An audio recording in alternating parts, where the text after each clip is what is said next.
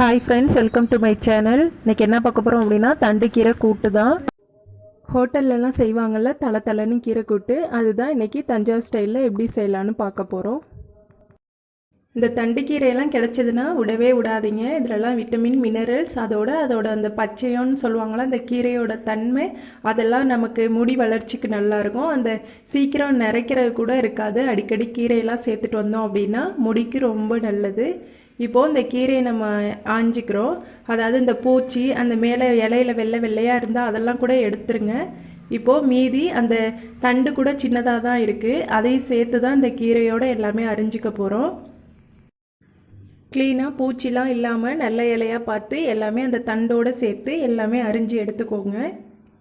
குழந்தைங்களுக்கெல்லாம் அடிக்கடி கீரையெல்லாம் சேர்த்துட்டே வாங்க. அப்போ தான் இந்த இளநீரையெல்லாம் சீக்கிரம் வர அந்த இப்போ உள்ள காலகட்டத்தில் குழந்தைங்களுக்கெல்லாம் சீக்கிரம் முடி நரைக்குது. அதுக்கெல்லாம் கீரை அடிக்கடி சேர்த்தா ரொம்ப நல்லது.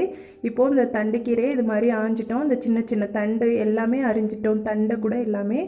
இப்போது அதை நல்லா 3 தடவை தண்ணி விட்டு கழுவி வேறு பாத்திரத்தில் எடுத்து வச்சு கழுவுங்க. அப்போ தான் அடியில் அந்த மண்ணெல்லாம் போகும். வாங்க அடுத்து கூட்டு எப்படி செய்யலான்னு பார்க்க போகிறோம். இப்போது ஒரு குக்கர் எடுத்துக்கிறோம். ஒரு கைப்பிடி அளவு பாசிப்பருப்பு, அதையும் நல்லா கழுவிட்டு எடுத்துக்கோங்க.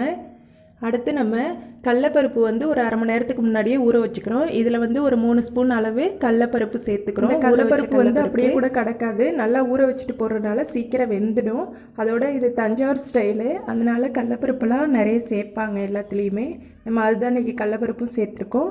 அடுத்து ஒரு 5-6 பல் பூண்டு பல் சேர்த்துக்கோங்க. அடுத்து காரத்துக்கு தகுந்த மாதிரி பச்சை மிளகா சேர்த்துக்கோங்க. நான் பாப்பா கொடுக்குறதுனால ஒரு பச்சை மிளகா சேர்த்துருக்கேன். அடுத்து மஞ்சத்தூள் 1/2 ஸ்பூன் சேர்த்துக்கோங்க.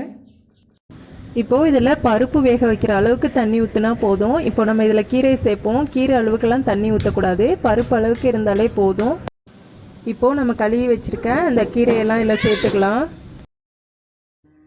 நம்ம இதில் வெங்காயம் தக்காளி கூட நம்ம தனியாக வதக்கி தான் சேர்க்க போகிறோம். இதிலேயே ஒன்றா சேர்க்காதீங்க, அது டேஸ்ட் வேறு மாதிரி ஆகிடும்.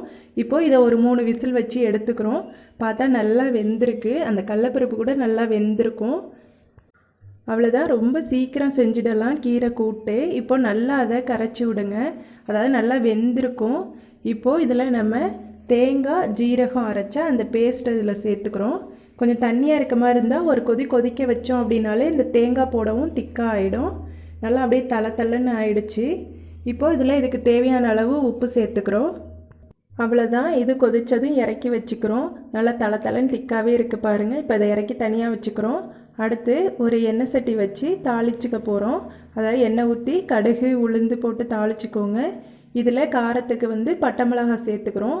அதாவது கீரை தாளிக்கும் போதெல்லாம் கருவேப்பிலை போட வேண்டாம். இப்போது இதில் பட்டை மிளகாய் தாளித்ததும் வெங்காயம் தக்காளி அரிஞ்சு வச்சுருக்கோம், அதையும் சேர்த்து இதில் நல்லா வதக்கிக்கிறோம். ரெண்டையும் ஒன்றா சேர்த்தே வதக்கிக்கலாம்.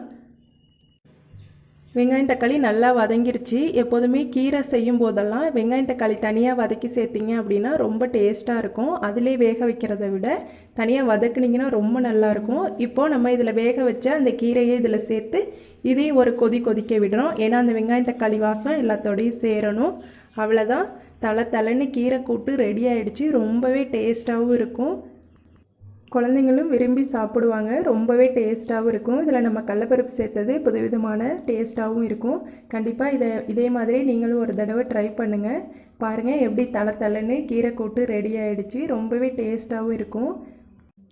இந்த வீடியோ பிடிச்சது அப்படின்னா லைக் பண்ணுங்கள், கமெண்ட் பண்ணுங்கள், ஷேர் பண்ணுங்கள். அப்படியே கீழே இருக்க சிவப்பு கலர் சப்ஸ்கிரைப் பட்டனும் அப்படியே பெல் பட்டனையும் அழுத்திக்கோங்க. அப்போ தான் நான் போடுற ஒவ்வொரு வீடியோ உங்களுக்கு உடனுக்குடனே நோட்டிஃபிகேஷனில் வரும். Okay, thank you.